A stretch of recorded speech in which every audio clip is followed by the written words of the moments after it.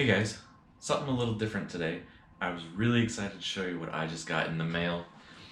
I've been talking about how I'm going to be doing a video soon on wet specimens, but I was gonna wait to do that video until I got this very special package. Thank you to Lindsay in Iowa for shipping this to me.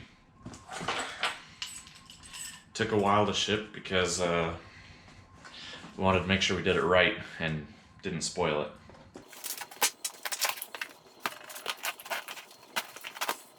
Don't mind my messy desk here. There'll be a lot of cool projects later.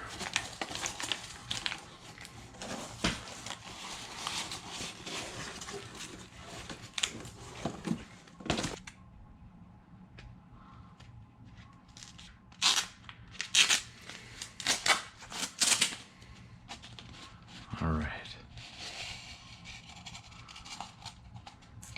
Very well packaged. I'm sure it survived the trip wonderfully. Ooh, yep, still nice and frozen. Good job, Lindsay. Appreciate it.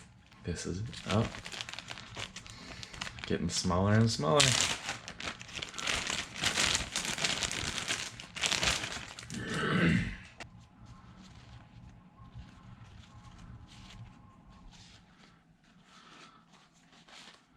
Almost there.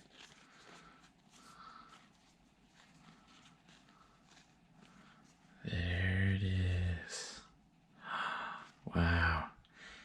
This is a stillborn bunny that suffers from being a Cyclops. Very rare birth defect. The face is not fully formed. There's one eye in the middle.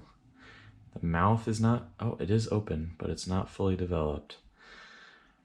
Oh, it's turning color. Hopefully I can still salvage this as a good wet specimen.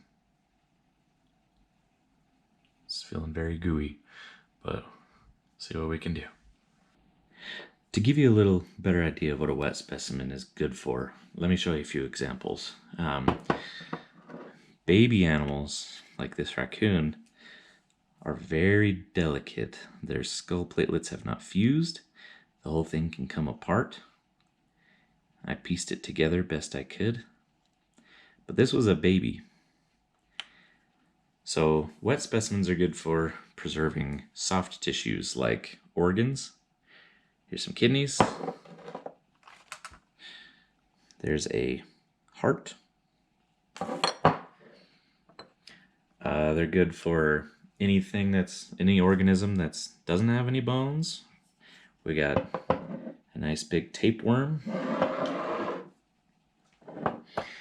Or in many cases, baby animals. I mean, not just baby, but fetus. Here's a regular bunny, which we can compare our Cyclops bunny to later.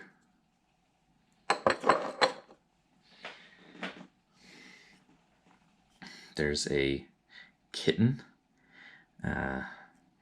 from a feral cat that dropped premature babies. I have another wet specimen with a birth defect. This kitten was born prematurely from a feral cat. Its abdominal wall did not close and all the intestines developed on the outside.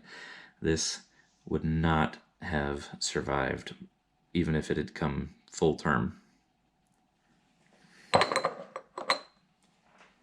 Here's even smaller kitten. There's no way I could have beetled that or preserved its shape so well in any other way. So wet specimens take a while to do. Even a small, relatively small one like this takes about a month to be done correctly. So it's going to take me a minute to film the entire sequence of our cycloptic friend. But I just wanted to give you a little sneak peek, a little hint at what's to come. Let me know what you want to see. If you have anything to suggest, You name it, I might be able to find it, and I'll make a video for it. Now that you've seen my big reveal, let me know what you think. Weird, right? Be sure to subscribe to see the upcoming video on how I preserve it. Thanks for being here with me for this big announcement. Stick around for a tour of my production, including beetles, my degreasing station, and wet specimens.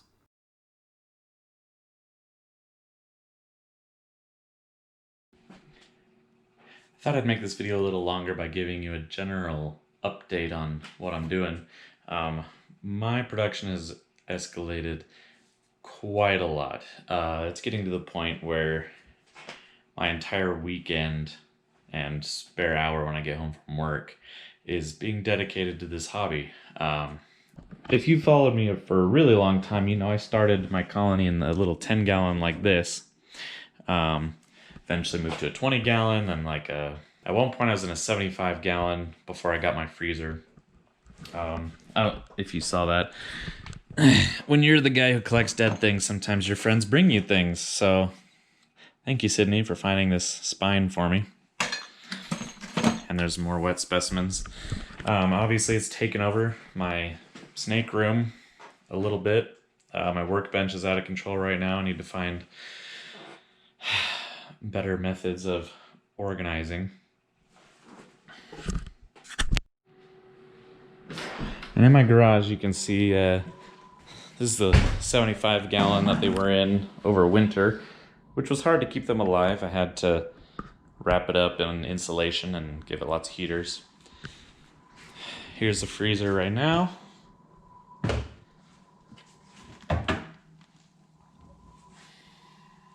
As you can see, I got a time lapse going right now. I got some skulls cooling on the cooling shelf. And there's the bearded dragon from earlier, my most popular video of all time. I made a big mistake, and one day I moved my freezer from one end of the garage to the other, and this fell down. It fell apart a lot. I'm gonna have to fix that later. So, right next to the freezer, we have the freezer. This is where I keep all my upcoming projects nice and frozen. We got a rat that my dad just caught in a trap. Big raccoon. Here's a little bobcat and some possum. Just a lot of stuff in here. Oh, there's the last. That's the last mink that's going in this current time lapse. I throw them in one at a time.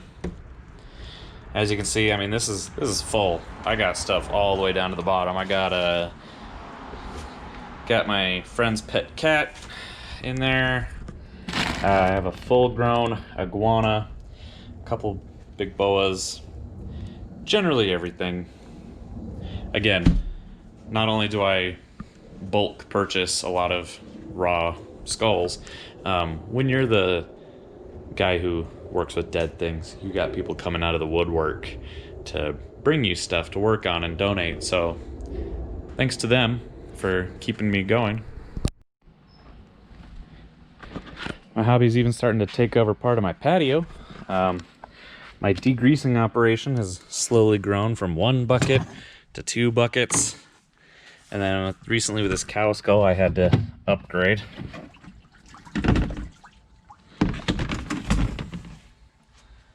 Oof, a little stinky. So each bag has a pile of skulls or other bones in it. This one contains all the pieces of that fox. You can see the time lapse of the fox that I did. Obviously there's the big cow skull down in here. You can see the chunks of fat and gross floating around. I just changed this water yesterday, so it's working pretty good.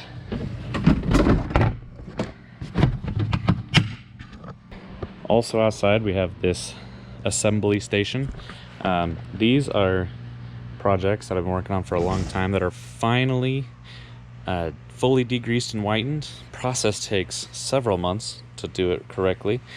These two right here are actually the bobcats from the very first time lapse on my channel. Go ahead and scroll down there to see how long ago that was, and they're just barely being finished. I'm still assembling some of the teeth, and then I'll glue them in. Raccoons also in this batch. Actually, my very first time lapse, this pile of baculums, it was just a really crappy first attempt, but I learned a lot. It's also in this batch of whitening. I do it in batches because it saves on my chemicals. I also have a video, a little time lapse of assembling one of these skulls, just so you can see. It's kind of time intensive to find each tooth, place it, glue it, put the jaw together. It's even more of a puzzle when you're doing 5 at once. My hobby's also taking over the bathroom. This is my wet specimen station.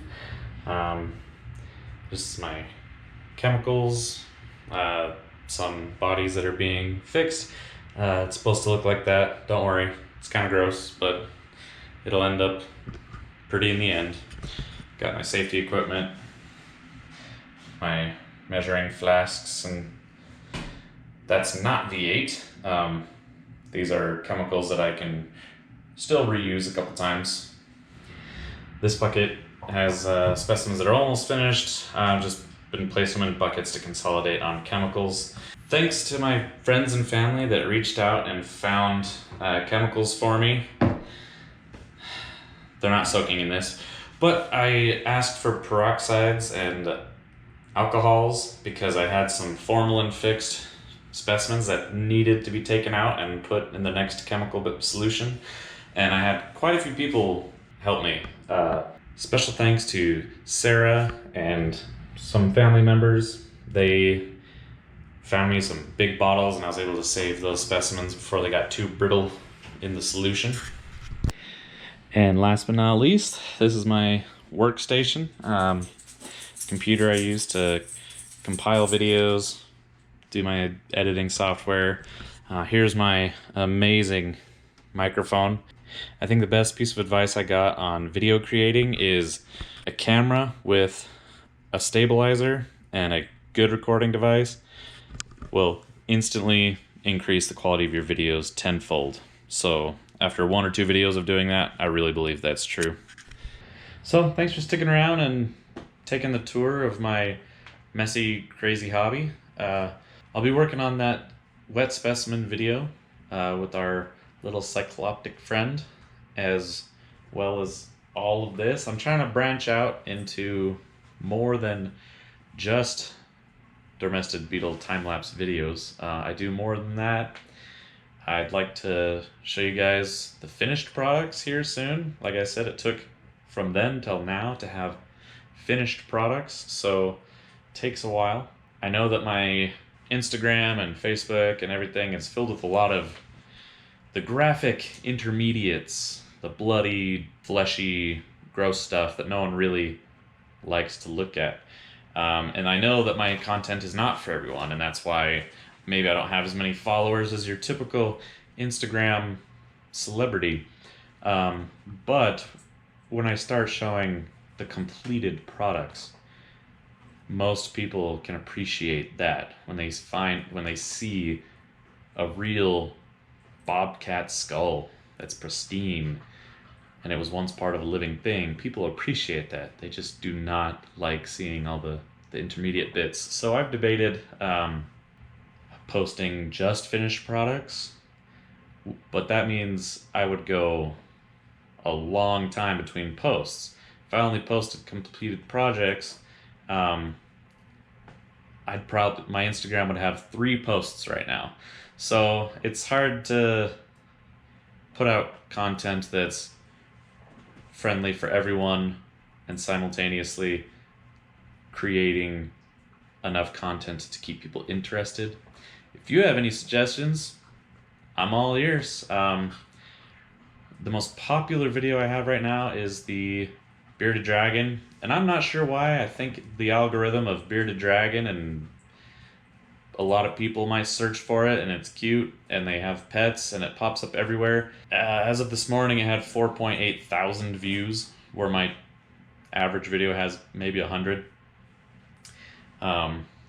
and a lot of people don't like it. It has almost a 50% dislike rating. Um, I'm getting some pretty angry comments, which, I mean, I don't mind. My content isn't for everyone. I don't blame you. I discourage you from watching my videos if that's not your thing. So I don't know how to avoid that, people not seeing my stuff who don't want to, but also I'd like to get my content out to people who would like to see it. So if you have any ideas regarding that, you can message me on any social media platform, you can leave a comment, and as always, share with your weirdest friend. Let me know if there's anything that you saw that you want to see more of, whether it's baby skeletons or wet specimens. If you want to take a tour of the snake room, I can clean it up a little bit.